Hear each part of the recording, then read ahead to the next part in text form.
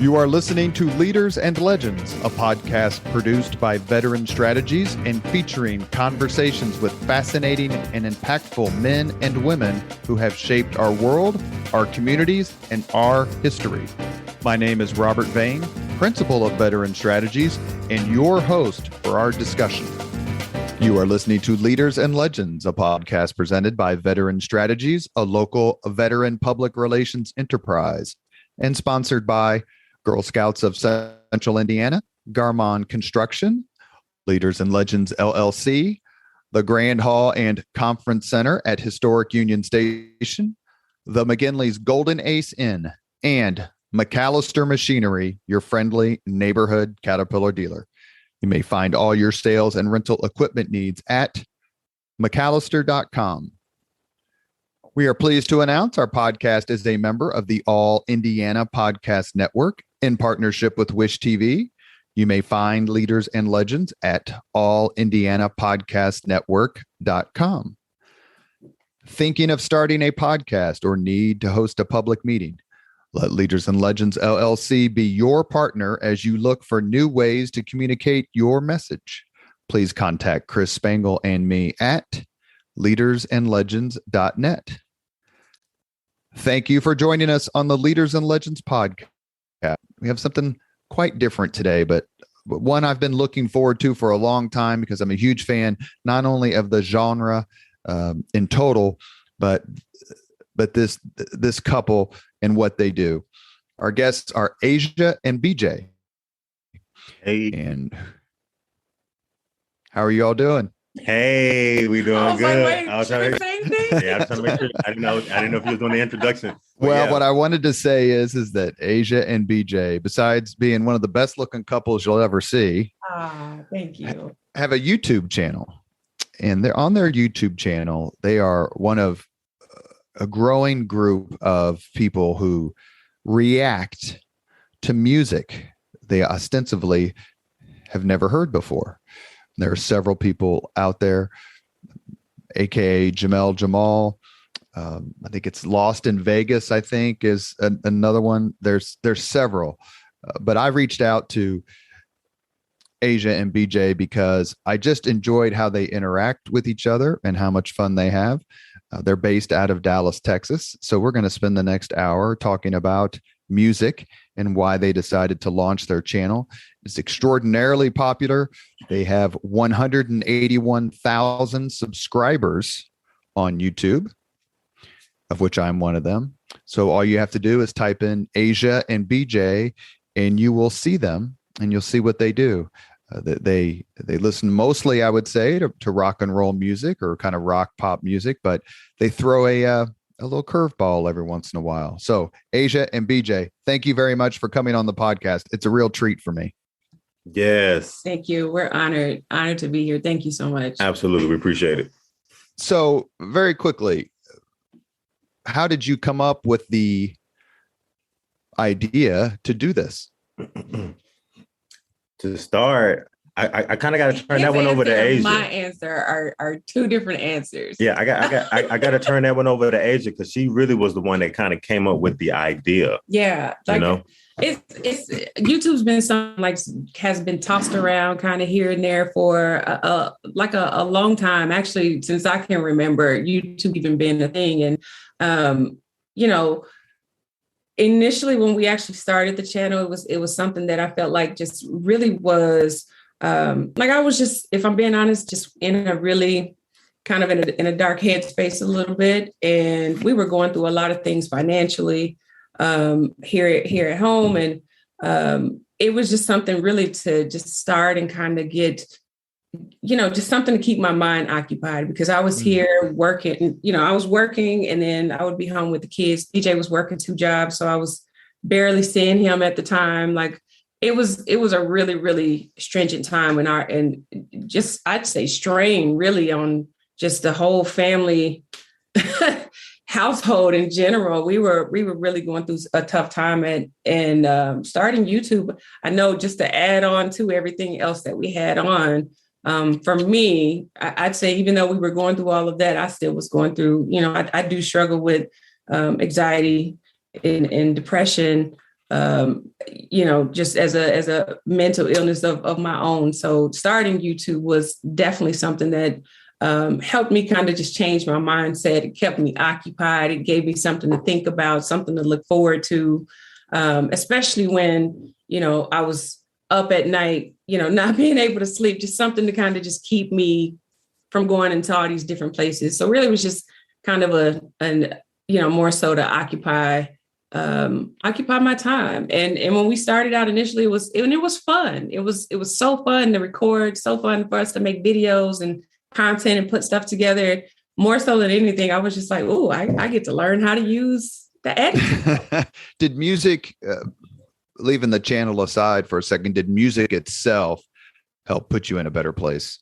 Absolutely. I've always been into music. In fact, like when we started the channel, we weren't even doing anything to do with music. Someone from like UK had reached out to me, and we had actually been conversing before we even started getting into the musical realm of doing like the reactions. And she's like, hey, why don't y'all like try to do like music reactions to UK music? And I remember telling BJ that, and I was like, I don't even really know what reactors, what they do, what reaction channels really are. Mm-hmm. And she made that suggestion, and she's like, hey, try these. She gave me a couple artists. We pulled them up, and we kind of started, dibbling and dabbling with UK rap. And it was really entertaining just to hear different accents, the lyricisms and stuff like that. And I think it kind of stuck with us. It was something, we both mutually enjoyed. I mean, when I met BJ, he was really into music and kind of doing his little rap career, if you will. And I've always loved to sing. So, I've gotten into writing music. I even have produced and put out a couple of albums of my own. But yeah, music has always been a sanctuary for me. Like it's always been something. If it wasn't music, it's been like poetry, writing poems. And I find myself doing that a lot as a kid. So it was just a natural progression for us to do it that way. And I'm so happy that we did that. Has there been an awakening in a sense that, all these years I didn't know about this music, but now that I've gotten into it, whether it's, country or some of the like earlier, 50s, 60s pop that you've done, it's like, wow, I wish I'd been listening to this a lot sooner. Oh my gosh. You know what, Robert, like I say that all the time because, some of the music that we do, some of the songs that we've done, we might have like heard bits and pieces of it, maybe parts of the chorus. And it's like, when you have an opportunity to actually sit down and hear the song in its entirety, right. Not just hear the song, but like really be able to understand the song for what it is and understand the message that's in it. I definitely do that a lot. Like, I definitely find myself saying like, why didn't I listen to Led Zeppelin 10 years ago? A long time ago, Pink Floyd. Why wasn't I listening to it in high school? You know what I mean? Oh man, how many times have we done that? Like listening to reactions, it's like, what? This is a jam, Yeah, as I said before we started the podcast, I was not allowed to control any music while I was in the Army because my roommates were part of the Keith Sweat Forever fan club. And I hear you. And I used to try to be like, no, listen to this. Like, listen to Led Zeppelin. Like, it's really just the blues, like just heavier. And I never had any luck. What music did you two grow up on? And when we were emailing back and forth before setting this interview, I was saying that most of the music that you listen to and react to, not all of it, but I would say 75% or more is the music that I grew up with in the 70s and 80s. But do you kind of remember the first songs that turned you on as when you were kids or teenagers? Oh, that's a good question for BJ. Oh, what songs? What turned us on in regards, like turned us on to music? Just when you were kids, like like one of your reactions, which is one of my favorites, is "Smoke on the Water" by Deep Purple. Deep Purple, yep. Yeah. And so that's the first song I can remember as a 5 or 6 year old kid because my sister was 10 years older than me, and she had the 8-track. And so Smoke on the Water is like the first song that I can remember really young thinking was such a great song. So when you were really young, which sort of music did you think was terrific?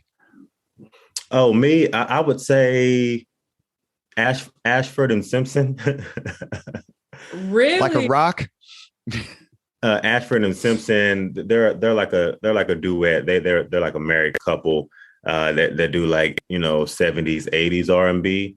I solid yeah, as a rock or solid solid like a as rock. a rock. There you go. I think that probably was like one of the first songs in my my adolescent memory that just really like, even like now today when I hear it, it just takes me back to like a certain time, being like 6, 7, 8 years old, and knowing where I was at when I heard that song. And it definitely was one of those songs, like I said, that just I still remember it to this day, because like I said, it's just that profound in my memory. Any other songs? I probably like probably like Rick James. Temptations. I think Yeah. OJ's. Yeah. My mom listened to the OJ's a lot. Mm-hmm. I would say like Commodores, but I wouldn't be 100% sure, because I don't know if I know for a fact Temptations, and I know for a fact OJ's were two of my mom's go to, especially like Shaka Khan. She was more into like the softer jazz type music. So Shaka Khan, obviously Whitney Houston, Anita Baker. She was into that stuff. Anita Baker has the most underrated voice. Oh my gosh. Her voice is just absolutely perfect. Love her voice. I know Anita Baker, yeah, because Anita Baker kind of came out around like Patti LaBelle, a lot of other people. So she might have gotten overshadowed by like Patti LaBelle, Gladys Knight. Well, I think the Whitney Houston phenomenon really sucked the oxygen out of a lot of folks' career. Whitney, and yeah, that's Whitney fair. too. Yeah, Whitney too. I never thought about that. Yeah. When you decided to create a channel, do you remember the first 3 or 4 songs that you reacted to? Because you literally reacted to hundreds of songs. The first song that we've ever reacted to, it would have been a UK rap song. It probably would have been Wretch 32, or it was an old UK rap song. Now if I go back to think of like maybe like the first US song that we did, it was NF. Yeah, it's a rap artist. His name is NF. Yeah, it was NF. He's like a Christian rap artist. Yeah. Right. So he probably would have been the first, NF. Can you think of any group, any song that surprised you? Oh, Van Halen, Jump, I think was the one that the solo where he did the solo guitar, from Live Without a Net, the 18-minute Eruption. Oh, it was solo. Jump. It was Eruption. The solo that he did there, and Eddie Van Halen, yeah. Gosh, there's one more that. Somebody that just completely, just totally blew me away. Probably, I would say AC/DC, like Thunderstruck. Stevie Ray Vaughan. That did something to me when I first saw AC/DC Thunderstruck, and actually saw it live. And I think what you guys do a good job of reviewing live performances. So let's take one because I'm a huge fan, and that's Stevie Ray Vaughan and his version of Jimi Hendrix's Voodoo Child. Yes. That is such a phenomenal performance, and it's gotten reacted to, by several folks on YouTube. But just what did you think of his style and how he played? Because he was we're going to ask about Eddie Van Halen here in a second, but Stevie Ray Vaughan was so unique. Yeah, he was. Oh man, I feel like because we did a. First, let me just say we did a Jimi Hendrix live stream, and everyone in the live stream kept saying, "Y'all need to check out Stevie Ray Vaughan," and I'm like, "Who the heck is Stevie Ray Vaughan?" And I think we ended up doing. I don't think we did a whole live stream on Stevie Ray. We played a Stevie Ray Vaughan song in the Jimi Hendrix live, and when we played him, I mean, I felt like like my breath was just taken away. I could not believe how like amazing he was, the passion, his finger, like how he was playing this guitar was just it just went right over my head. I'm like, what in the world is going on? Well, he here? just Like, he how? beats the living hell out of it. Oh my gosh. He does. And, right. And we actually did, his cover to Voodoo Child. We actually put that out yesterday. And he, he's playing this old guitar, it's probably like his baby guitar, like his number one guitar, and he the SRV guitar. Yeah. I was going to say that, the SRV. That's what he had on it. And when I tell you, it's like he's like one with the guitar. Like you have a lot of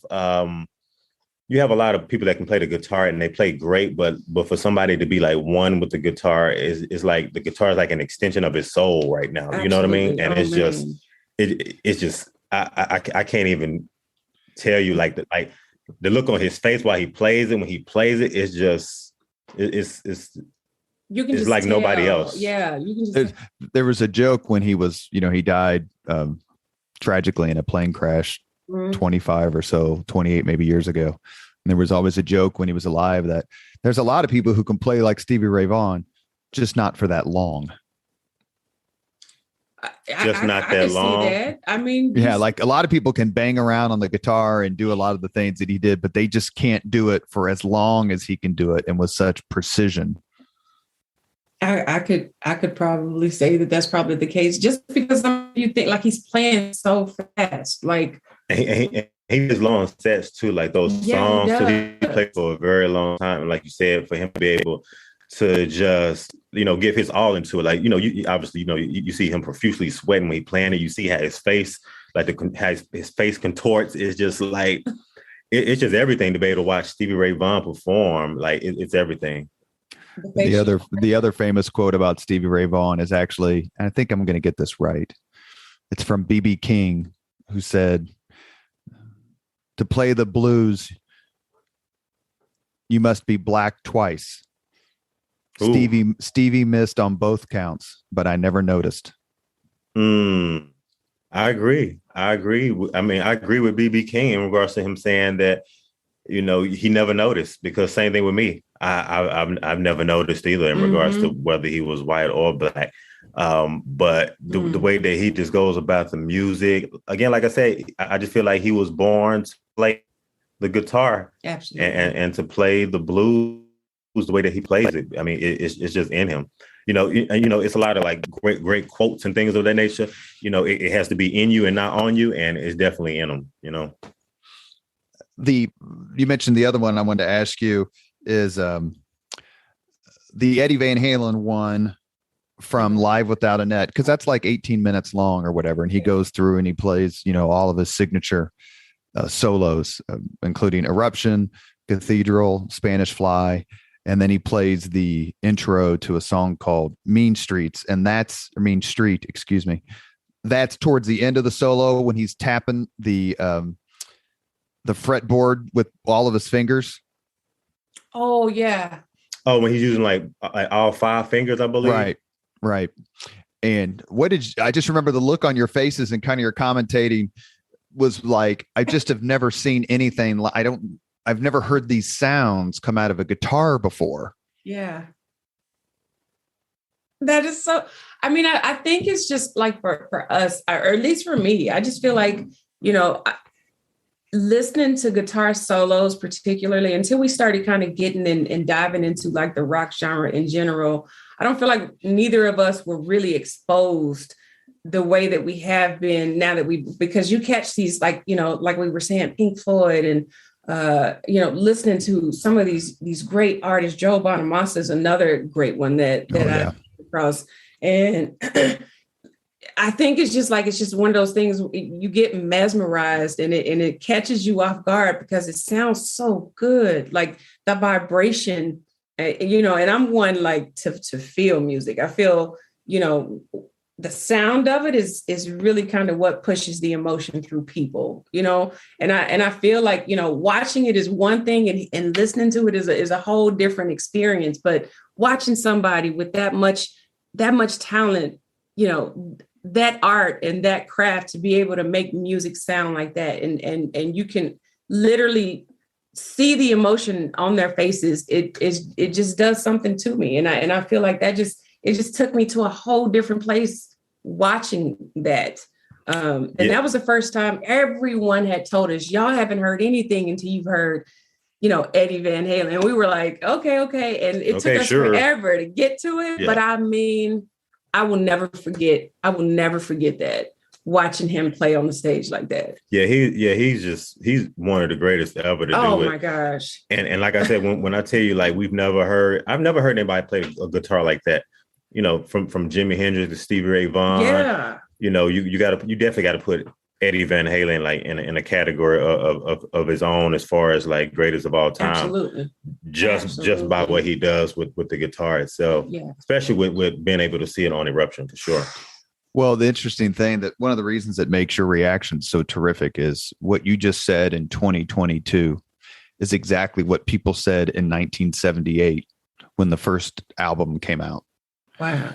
Where you had, the guitarist for Queen, the guitarist for The Who, the guitarist for Aerosmith and Journey, all saying, I have no idea what you're doing.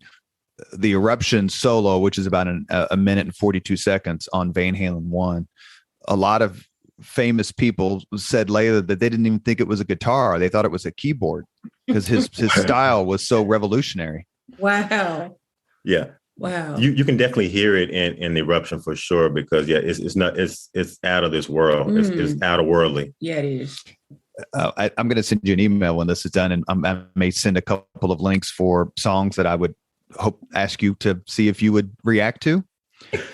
Okay. If you don't mind. And one of them is the live version of Mean Street. It's actually sung by a singer named Gary Sharon, but Van Halen toured in the late 90s, and it's a version of that song. I think you will absolutely love it. And you will see he starts off with the multi-finger tapping technique at the beginning of the song that you saw during the Live Without a Net solo that you reviewed and reacted to. Okay. He starts out like that? Yes, he starts out like that. And that's the genesis of what you saw in the concert video.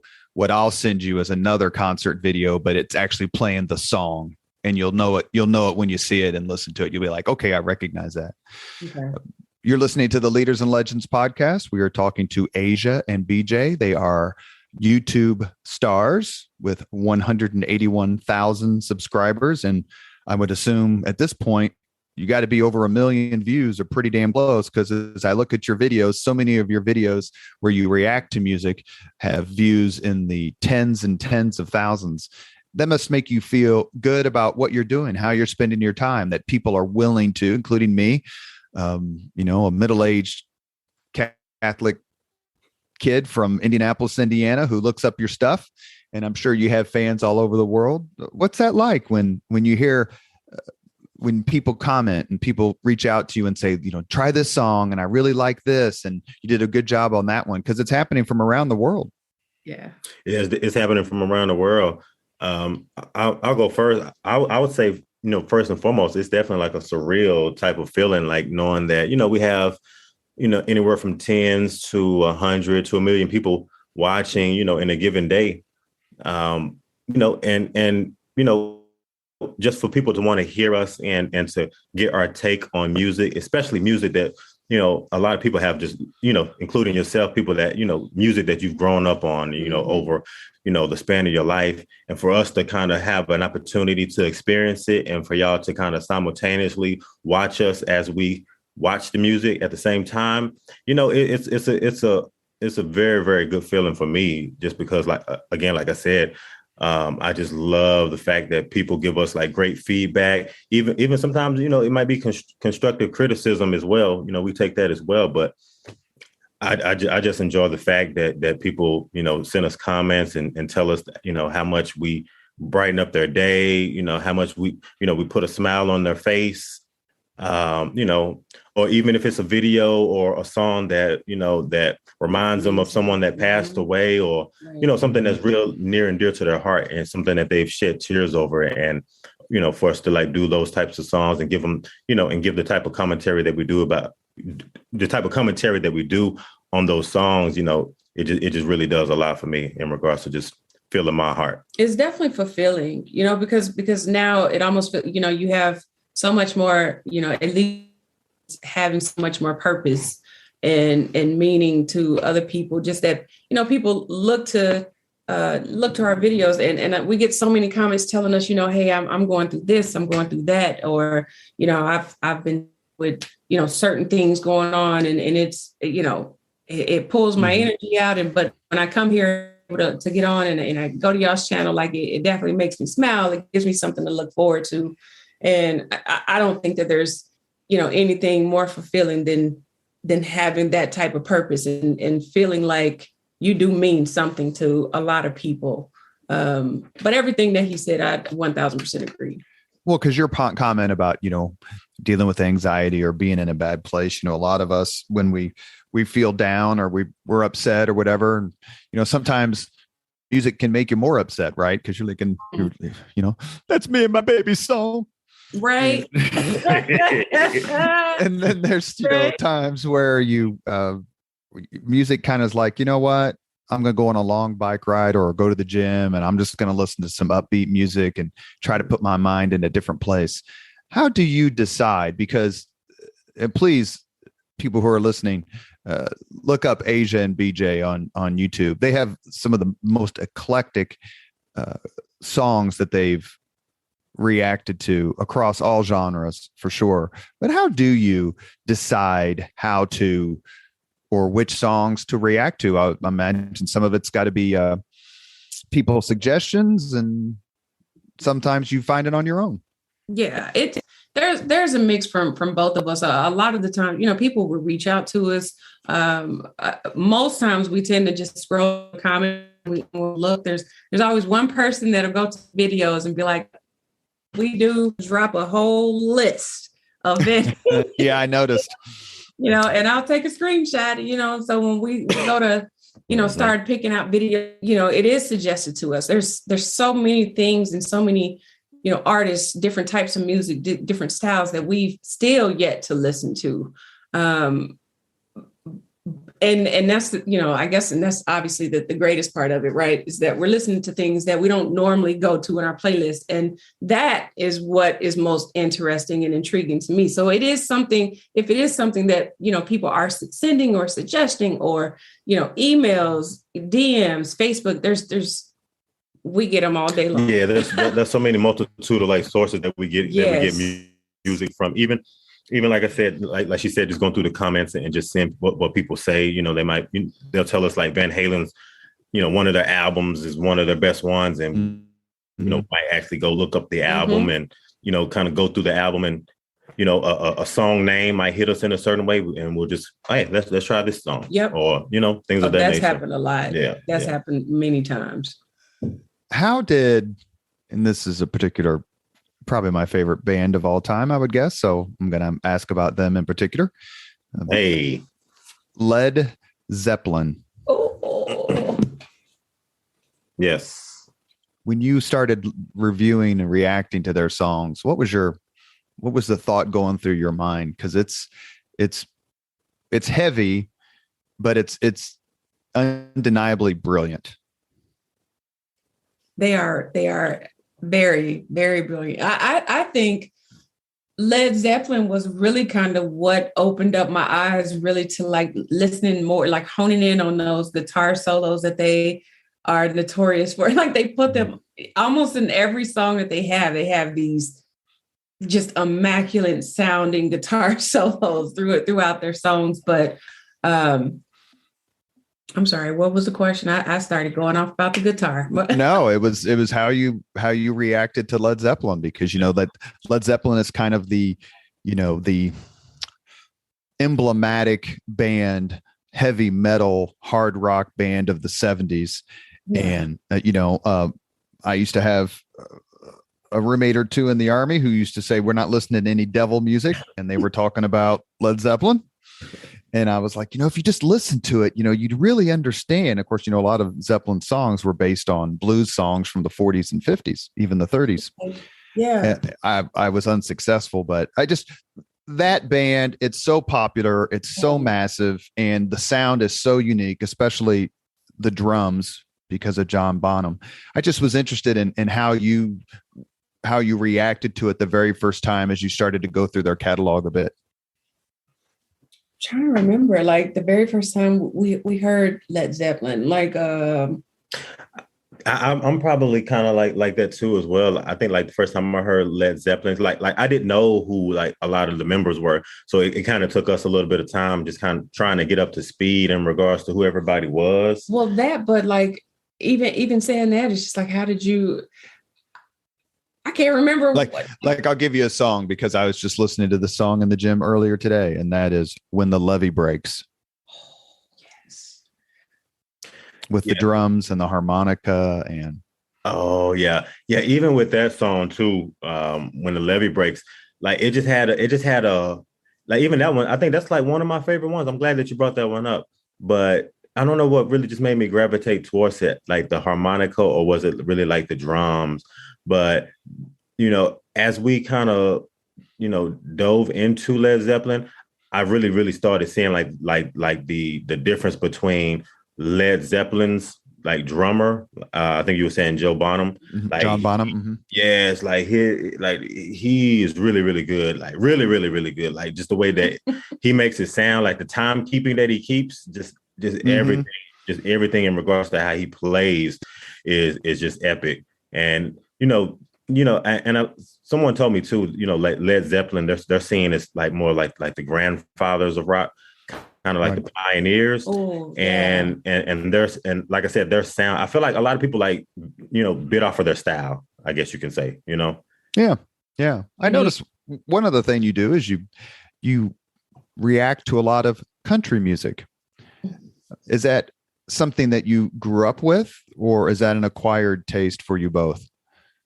That's probably more me than anything. Is it, because I feel like I gravitated to country more. And it wasn't something that I actually was listening to before we started doing reactions. I think, we started kind of like, I'd hear it, obviously. We've all heard it, but it wasn't anything I would just go and just cut on, but once we kind of started, indulging into it and listening to it, I think one that really stood out with country music is the storytelling. Especially, when we start Alan Jackson and listening to the storytelling in country music. And some of it was, even humor. I think there's been a couple where, they're beautiful, beautiful told stories from, humorous type of, stories throughout. And to me, I love the art in that, how it's actually been put out for the world to hear it, because I don't know, it's one of those things that just kind of keeps your attention throughout the entire song from beginning to end. And I love the sound. I love the sultry. I love the blues, a lot of the implemented instrumentation type of sounds that are put into country music is something that, if I'm being honest, like, you almost hear a lot of the blues. Like if you really kind of hone in, you hear a lot of that blues flavor in country music. And I feel like people who don't really get into it, that don't really kind of listen to that type of music, would never be able to catch that if they don't really, have time to listen, to take the time to hear what country music is about. And I feel like it's a very well-rounded genre, from the things that that's talked about. Like I said, the storytelling, the humor, the love, the breakups, the drinking, like it's just a different roundabout genre, different sounds. But more than anything, I think the vocals that are put on top of country music are just something that I just love it. I don't know what it is particularly. I can kind of tell you what it is, because again, like Robert, we're from Dallas, Texas, so we kind of like grown up hearing country music around us, pretty much all our lives. Not necessarily saying that we always listen to it, but I think it's kind of like second nature for us, because like I said, we've always kind of heard it, just growing up in Texas. Yeah, but there are some country artists. Now that I'm sitting here thinking about, like Carrie Underwood, that's the whole Carrie Underwood song. on one of our videos before, like just because I love Carrie Underwood. I love listening to her voice. But Chris Stapleton is another one that I just, he just takes me away. love Chris Stapleton. Do you go to a lot of concerts? I mean, I know COVID kind of thrown everybody for a loop for the last few years, but do you go to a lot of live music and concerts? Recently we have actually. Yeah, we've been kind of getting into it more. Maybe like it wasn't last week, it was the week before last, but we went to a Heart concert, and when she came here to Dallas, opportunity to see her perform live. Front row as well. We're like 6 feet away from her. So that was a really, really good experience, being able to see her. Yeah, it's like, just like you said, in regards to like COVID, it slowed everything down, but now with everything opening back up, we've actually been venturing out, catching shows. What else did we see? We saw Beth Hart. Oh, we didn't get a chance to go to oh yeah, not Eric Clapton, but I forgot. It was in April. No, yeah. It was in March. I know. She was here. Gosh, now slip your mind. You're gonna be so bothered. We get out. Wait, what's his name? Guitarist or no? I just got a brain fog. No, he has he plays the piano. He sits down and plays the piano. Billy Joel, Elton John. Elton John. I'm tripping. Yeah. I'm sorry. That's all right. Yeah, we didn't get a chance to see him. Have you reacted to Funeral for a Friend? Love Lies Bleeding? I think so. Funeral for a Friend. We haven't done that one. Not Funeral for a Friend. It might have been suggested to us, but no, we haven't done that one. That is a phenomenal song. You've reacted to Goodbye Yellow Brick Road and Rocket Man and Tiny Dancer, Benny and the Jets. Yeah. But I will send you the link to Funeral for a Friend. It's a gorgeous, gorgeous song. Really rocks out at the end, but it's beautiful. You'll enjoy it. He was just here in Indianapolis. I've seen him a couple of times. I didn't go this particular time.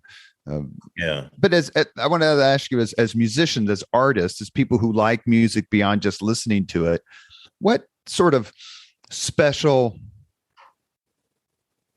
angle does that give you when you're listening to a song for the first time? You can look on YouTube, and a lot of it is they have like drum teachers reacting to solos by drummers. Neil Peart for Rush is a particularly famous one. And so they're pairing what this person's expertise is with a particular musician or artist.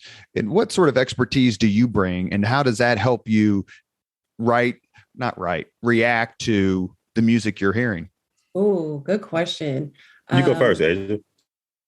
Well, one is like me vocally. I've taken vocal, like I've had a vocal coach for years actually. And so I really hone in a lot of the times on like, the vibration, the sultriness, like the wholesome, and, how people sound over, different types and over the music. The other part of that is I also was in band, like growing up, just high school band. And so I really kind of get into the instrumentation part of it. So I'll start really breaking down what it is that's being played. What am I listening to? What is that I'm hearing? Like sometimes, even when it's horns, rather it's violins, so I feel like that's probably more so like my lane. BJ's more into like the lyricism part of it. He likes to break down a lot of the lyrics. We'll do that together, but I feel like he's like the expert in that because he's good at listening like hip hop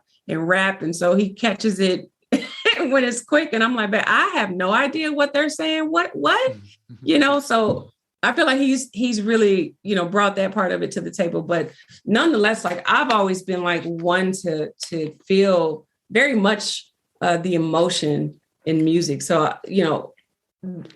aside from all of those things, I think, one of the things that really pulls me into it is how much of the emotion and the passion of, what I hear is actually put out there, individually, from instrument to instrument, from vocal to vocal, the backgrounds, the harmonies. And so there's a lot of intricate pieces of what it is I'm listening to and things that I actually had to learn to kind of hone in on. And I think it's just one of those I say learn, but I almost feel like it's just a natural gravitational type of thing for me because, being in band, that's something that we've always had to do. You had to listen for other instruments and hear them. So we're not overpowering. It's just a number of things just that kind of fall into that category. But you can say your piece. I know I talked for you. I'm sorry. No, you good. No, you good. No, yeah, just like Asia said, I think I'm more like into like the lyrics and stuff of that nature. Just person that's always a great listener. Yeah. I think that's probably like one of the best things. Just somebody who's a great listener that can catch a lot of the little small intricacies in regards to like the music, but really just understanding like the artist, like understanding the artist and their perspective, where they're coming from in the music, and really trying to understand why they wrote that song. What was the purpose that they wrote this song for? Who were they writing this song for? Even what was going on in their life when they wrote that song. Like I'm that type of thinker. Like when I hear the music, like I think of those things. And I think in some of my and in a lot of our reactions, I say, I wish I could be like a fly on the wall to see how they made that song, just to be able to see like the backstory or what the conversation was in the room before that song was created. Like those are the things I think of when I'm listening to the music, And I want to be the fly on the wall and how they built the band up to make the track. Like, so that's one of the reasons that the Beatles documentary that came out, a few months ago was so incredibly well received and beautiful, showing behind the scenes how these geniuses work together. Yeah. And that's another thing too, like with bands, like you have so many individuals working together and, just like you said, geniuses and a lot of times, they call, geniuses, you have to be kind of quirky or kind of off or kind of crazy in your own way. So you have like these 5 geniuses all together, keep 5 geniuses together, trying to figure out how 5 together, that's another part that people will want to watch on documentaries to see how they actually have to check that coincide and work. And it was directed by the guy Peter Jackson, who did all the Lord of the Rings movies. Where is that documentary? I can't remember. I mean, if you looked it up, it's either on Amazon or Netflix or one of those things. I can't remember. But it's a behind the scenes look at something that you never thought you would see. Okay. And we definitely. You've reviewed several Beatles songs, and I know that your reactions have been, so positive to what they did. Yeah, having an opportunity to see them backstage or behind the scenes. Because I know Asia was even asking that one time. She was asking a video that she was like, why are they video like that? And I think someone I think someone told us in the comments, they were like, just in case you didn't know, like Beatles are like the first ones that really, really liked with the videos and the quirkiness in the videos. And I was like, wow, I didn't know that. I was so shocked by that though, because I was like, they're not looking at the cameras. Like they're just like, and I don't know make it work. Yeah, and how true that is in kind of being innovators in music video. They were just trying to give some kind of context in regards to why video.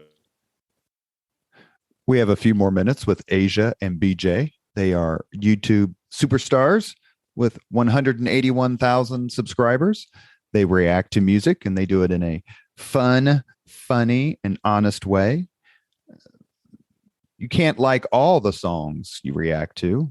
So how do you handle it when a song just doesn't speak to you? I knew it was coming. I knew it.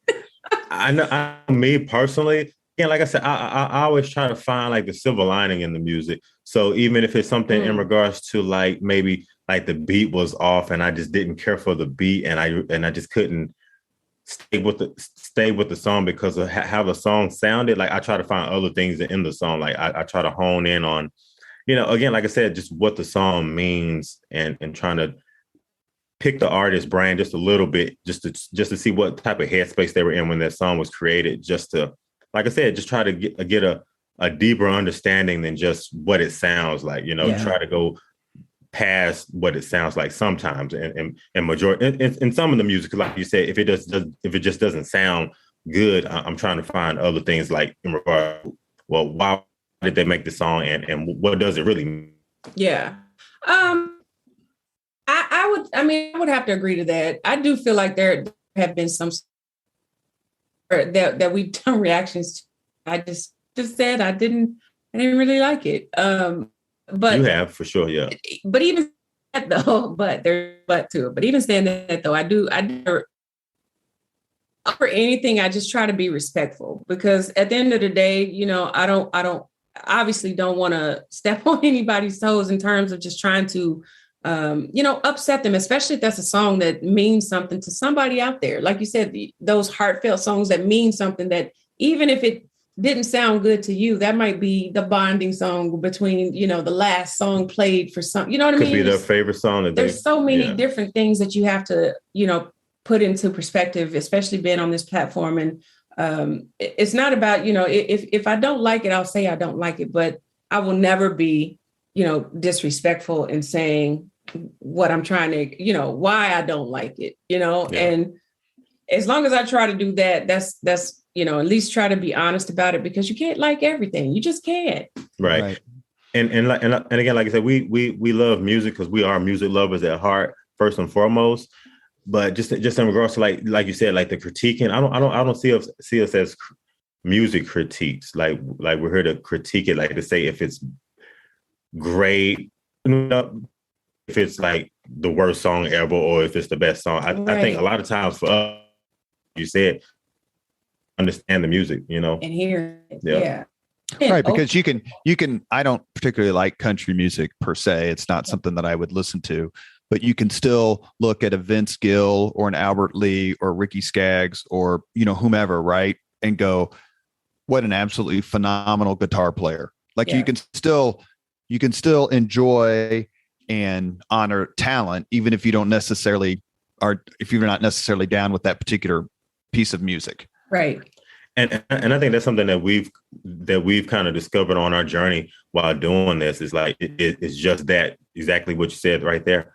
Like, a great guitar player. The drummer was really great on this particular song in regards to like the timekeeping and just playing the drums and making you feel it and feel the emotion. So it's not always it's so many pieces to music of like, did you like the tune? Did it make you dance? It's so many other pieces to it that you have to consider. Let me ask one more question, and then we'll end with the same 5 questions we ask all of our guests here on the Leaders and Legends podcast. We're talking with Asia and BJ. So people like me, 54 years old, grew up in this, I was born in 67. So let's say I grew up in the 70s and 80s, maybe a little bit of the 90s. All of us think that the music out today sucks. How do you react to that? How do you react to the new music? And is there new music out there that you enjoy? Because us old timers are always like, back in my day. Yeah, music has changed substantially. I feel like it's so much more, synthesized, and, you hear all these computed type sounds that are kind of implemented into the tracks. And it takes away from the authenticity, if I'm being honest. Like, I more so, I don't know, because I can't say, I don't know where they're going with the new age music. I've always been one to, go to the 90s, even some of the 80s, like music. I think that's kind of like where my go-to music of genre, like especially R&B, just because that's just my thing. But well, let's give an example, because I read this a lot in the comments, not only on your channel, but others. And that is when you react to music from the group Rush, where you have 3 absolute geniuses at their instruments and playing these intricate songs that require so much musicianship. And then you read through comments, and the comments are all about, see, kids these days, these are called musicians. Those are called instruments. Does that get a little old after a while? No, it doesn't, because again, it's kind of reaffirming what I've kind of discovered as we listen to more music and kind of go back, Right. listening to like the 70s, 60s, 50s, is that you're just getting closer to what original, you're just getting closer to what authentic music was. Like I said, just using, pure instrumentation, and we talk about it a lot of times in some of our reactions in regards to like the difference in the music. You can hear it as like the decades go on, and as the decades progress, it's like get further, at closer, or you get closer to the present from great especially pure with rock. Yeah, from the pure music. You know what I mean? And I said this at the beginning of the interview, is like, I wish I had discovered some of this music earlier on in life. Mm-hmm. I really, some of this music, I really needed to really be able to listen to and grasp, at least 20 years ago. Right. So we ask all of our guests on the Leaders and Legends podcast the same 5 questions. This is actually kind of fun because we have a couple on today, so we can compare their answers. Asia and BJ, are you ready? We are ready. So we want to just do ladies first on all the questions. Okay. What was your first job? Working at Domino's Pizza. I was making pizzas. I would just go. Actually, it was right down the street from where I went to high school. So I would leave school after I got out athletics, and I would just walk the street at Domino's. Bam, there you have it. And me, I worked at the Romney Group. Anybody, grew up where I grew up at, they all know about the Romney Group. But it was like and I remember making $8 an hour. I remember my first check was $513, and pretty much every check after that bounced. Every check bounced. I got to have it in cash. Sir. Oh my gosh. That's how bad it was. Every check bounced. You telling me that? The second question, what was your first concert? My first concert was, I think, gosh, believe it or not, my first concert I ever went to was Destiny's Child.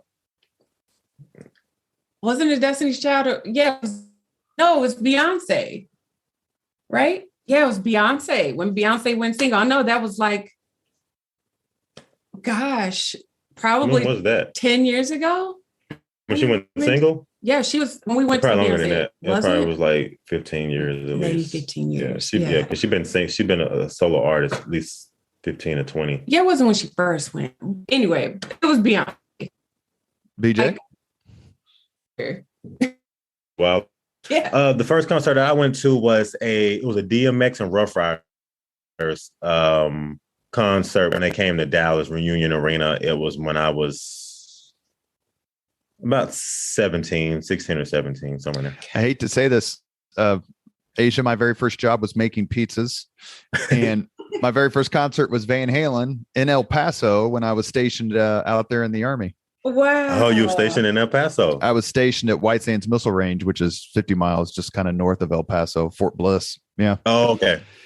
Number 3, if you could suggest any book for someone to read, which book would you recommend? Oh, do you have one, or you want me to go ahead and go? You can go first. I'm trying to, one that gosh, books. I'm trying to think like now, thinking like currently, or just any book that I've ever read, like anything. Any book. If I came to you and said, I'm going to go in a beach for a week, I need a book, Asia, give me one. One of my favorites that I've actually read multiple times is it's a book called Night by Elie Wiesel. It's about the Holocaust. Just something that's kind of intriguing to me. It's one of the things that I've always found interesting. So I've read a lot about the Holocaust. It's kind of a little nerdy, but BJ talks about me all the time. That's a good one. It's just interesting stuff to read about. It's Yeah. Very intrigued. It's hard to fathom. Absolutely, it is. A The book, mentality. a book that I would say that I would want everybody to read. I would think that everybody should read this book at least once in their lifetime. It's called "Race is a Myth," "The Myth of Race" by Robert Sussman.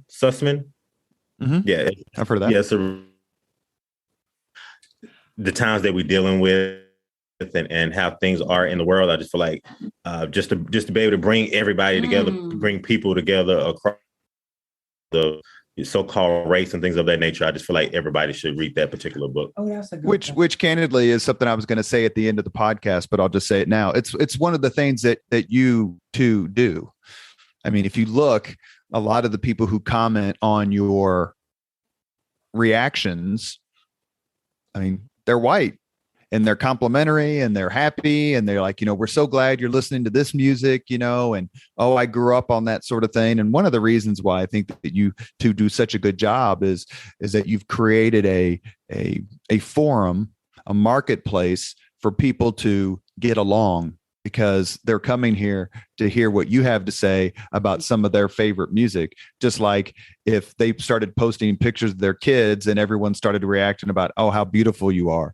That's one of the things that I think you guys do as well as anybody. Thank you. Thank you. I appreciate that, Robert. So much. I appreciate that.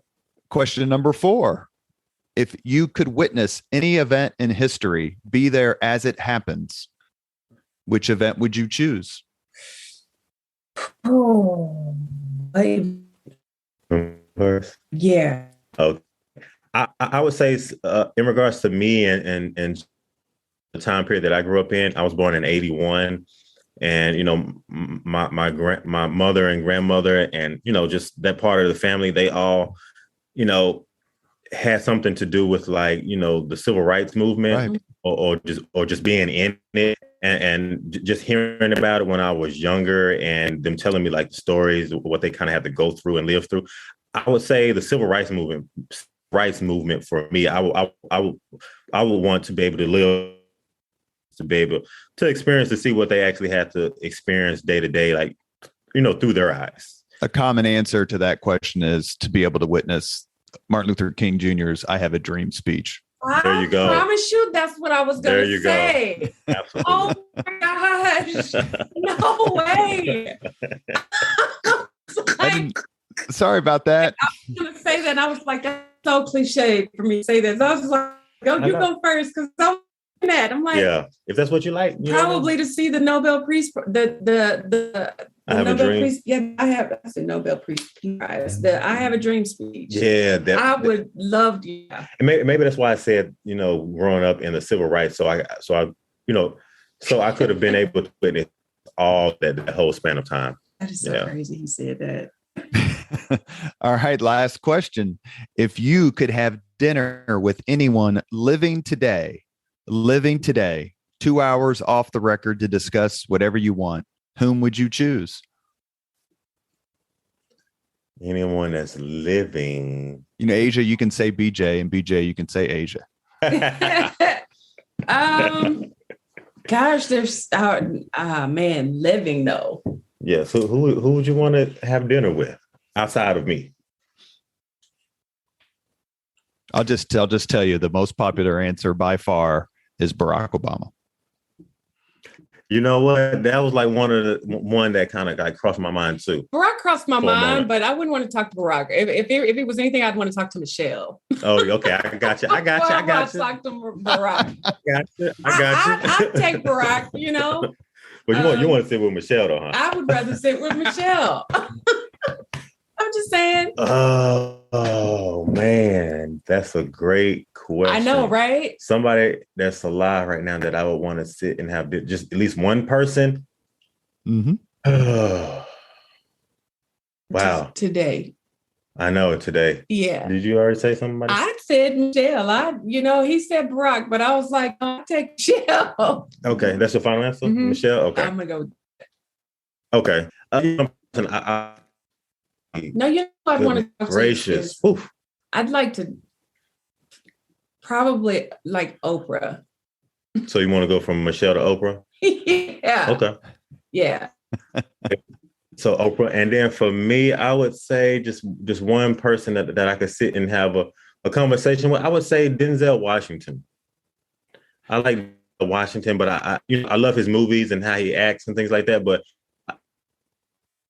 and behind the screen and he just comes across as a gentleman, a well brought up, well raised, respectful gentleman. Energy and obviously the things that he would talk about. So yeah, I would say Denzel Washington for sure. You have been listening to the Leaders and Legends podcast presented by Veteran Strategies, a local veteran public relations enterprise, and sponsored by Girl Scouts of Central Indiana, Garmon Construction, Leaders and Legends LLC, the Grand Hall and Conference Center at Historic Union Station, the McGinley's Golden Ace Inn, and McAllister Machinery, your friendly neighborhood Caterpillar dealer. Our guests today have been Asia and BJ. They are a wonderful, wonderful pair of what we call music reactors. Look them up on YouTube. They have 181,000 subscribers. They react to music of all genres. You want to brighten your day? Watch one of their videos and watch them clearly enjoy each other's presence as we enjoy their presence in our lives. Asia and BJ, it's been obviously a real treat. I've enjoyed it very much. Thank you. No, Thank Robert, you. man, we're reaching out to us. This has been great. And invite us to the show. This was good. Absolutely. Great questions. Thank you very much. And I'll be listening. Okay. So will we. Hey, we're definitely will be tuning in, tapping in with you as well. Thank you so much for having us. Thank you very much for listening to Leaders and Legends, brought to you by Veteran Strategies Incorporated. If you want to contact us about this program or our menu of public relations services, please send us an email at robert@veteranstrategies.com. That's robert@veteranstrategies.com.